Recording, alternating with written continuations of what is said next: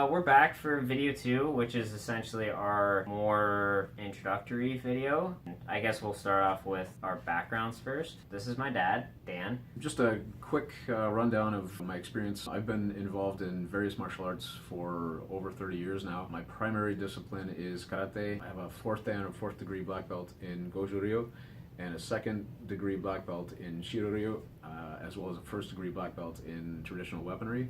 So I kind of know my way around things a little bit. As well, for a brief stint, I was a doorman at a club, volunteering as police auxiliary. Then I discovered that law enforcement was really not the direction I wanted to go in. And I've been teaching self-defense courses in my local community for probably 20 to 25 years now with school groups and community groups. My background essentially starts with him. He trained both my sister and I from like the age of 5 or 6, and that was mainly all karate based. We both got to first kyu, which is in Shoryu, brown belt, which is like just below black. I also dabbled a little bit in kendo, a little bit of Kabuto and some Goju, but not nearly as extensive as him. I also originally went to college for investigation and protection studies and worked security for a year after I graduated. About 6 months of that was working a government contract, which was doing security for construction contractors that were updating and adding on to minimum and medium security prisons. I've also taken and passed the restricted and non-restricted firearms course, so I do have a gun background that I've also studied a little bit after the fact too. So I've kind of dabbled a little bit into a couple different things. Ended up ditching the law field because it just wasn't for me. Sorry, before I do that, if you hear weird noises and stuff, my cats are here. They just got fixed like 2 days ago, so if you hear like scratching noises, that's just them.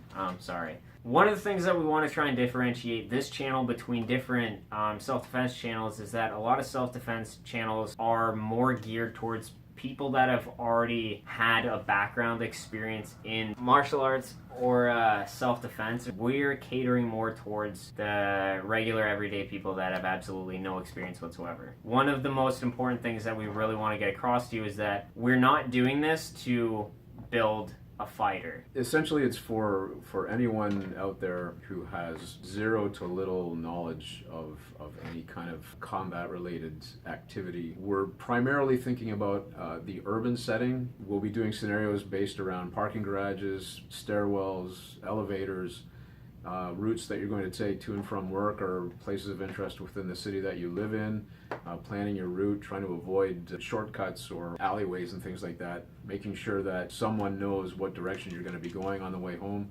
basic things like that to drive the awareness, the situational awareness portion of what we're trying to do.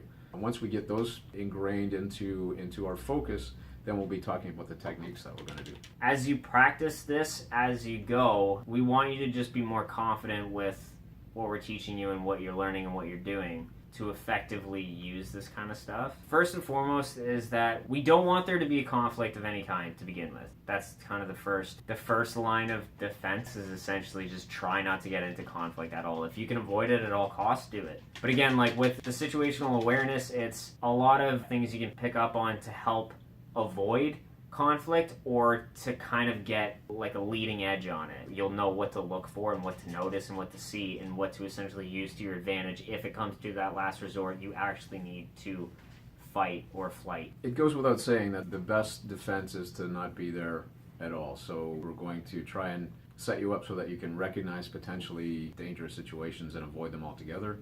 The second best defense is to run if you can. There's no shame in running away from something that is potentially harmful to you. The last line of defense is actually have to physically deal with someone who's trying to do you physical harm. There's a lot of unknown variables going into something like that. Like somebody could be mentally ill, somebody could be on drugs, or not all there. We can't give you the knowledge on how to deal with each individual one, how to diagnose each individual one. That's also not our place to try and teach you that. Is it important to be aware of things like that? Yeah, absolutely. And again, that comes with your situational awareness where within a couple seconds can get a read on somebody and kind of realize that, yeah, they might be mentally ill or might be on drugs and you can avoid them at all costs, then do it. Also, within the unknown variables are known variables, and one of them is a very important one if you do get into a conflict is you will be hit. It may not be like the first swing or something, but you can bet on being hit. A real altercation gets messy. There's no science and there's no beauty to it. And you have to do what you need to do to protect yourself and to potentially get away. There's not really a whole lot that we can do to prepare you for that, and we don't suggest that you ask a friend to just come up and just cold cock you just to see how it feels. No matter how good a fighter is, that fighter ultimately will get hit. There are bigger and stronger people that you're going to encounter all the time. There are people that may actually have some training in those cases as well. You can't duke it out with these people. You have to try the avoidance issue first. We're going to arm you with some techniques that are very simple and very direct. What we're trying to do, the purpose of this is to give you all of the advantages that we can give you to make that end result the best that it can be under the circumstances. You can't go into it with a game plan. Nothing like this is ever scripted. You can't ever expect somebody is specifically going to do this one thing, and if I do this specific thing, it's going to work like that every single time. You need to be able to adapt and just purely react to whatever is being thrown at you. And that's one of the things that we want you to develop with as we release these videos, is that the more you learn, the more you watch, and the more you take in, is the more you have at your disposal. And it's going to start off as very basic things and move on to more advanced stuff, but we want you to be able to kind of have an arsenal. Sounds too aggressive, but we essentially want you to have an arsenal of techniques that you can use to your advantage to get out of whatever the situation may call for. Another thing to be aware of is if one technique doesn't work, don't try it again. Move on to the next thing. Try something different. Don't just expect the same result. And this is something I had trouble with, like being in the legal field, is like getting worried about getting into trouble and like, oh, what are the ramifications? If you need to defend yourself, defend yourself. Worry about all the other shit afterwards, because you quite frankly can't worry about something like that if your life is in danger. That also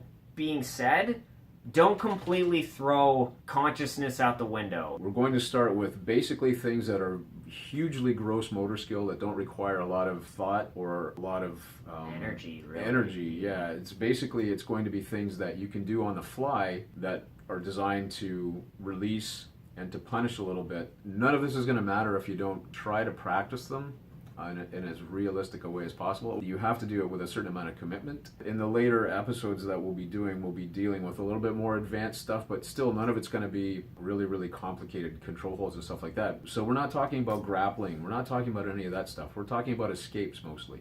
Some strikes to kind of just keep the people at a distance. One of the things that we want to try and avoid as well is thinking about the techniques in a sequence, so that I do technique A, then I do technique B, and I do technique C. You have to be fluid enough to be able to use all of those different techniques in different sequences. A couple of my friends that have shown interest in like helping us with this, they don't have any real background in this kind of thing. So you'll also be kind of seeing people learn these things as you guys will be learning as well. And one of the things that we want to do is kind of a more free-form style. Within some degree, obviously, it'll be kind of like semi-scripted movements because we need to show you what exactly we're doing. And that's another thing that we want to do to differentiate our channel from some of the other self-defense ones, is to give you different camera angles rather than just this, so you can see everything that's going on. And so that you know exactly what we're talking about, you can see the precise movements that are needed to complete a technique. With the more free-form style too, is that we'll kind of open it up a little so that it'll be more kind of like reality-based, if you will, in the sense of you can kind of just see these on the fly rather than like always just have the breakdowns. You can kind of see like if all of a sudden this were to happen, what would it kind of look like in a raw state, done by somebody who doesn't have really any formal training. A lot of what happens when we're training formally, there's a compliant partner in a sterile environment. What we want to try and do is translate that as much as possible into a non-sterile and non-compliant environment to actually be able to show you that the stuff is pretty effective and it is pretty simple. We won't be dealing with anything like knife attacks or gun attacks. That's beyond my pay grade. Frankly, if you're dealing with that sort of a weapon, the situation is completely different, and I'm frankly not taking responsibility for trying to teach anybody any kind of technique to use against things like that. One of the portions, or one of the segments that we're going to do, is around things that you can use as assists. I don't like to use the word weapons. Household things, or things that you might actually be able to find on the street that you can use as an assist.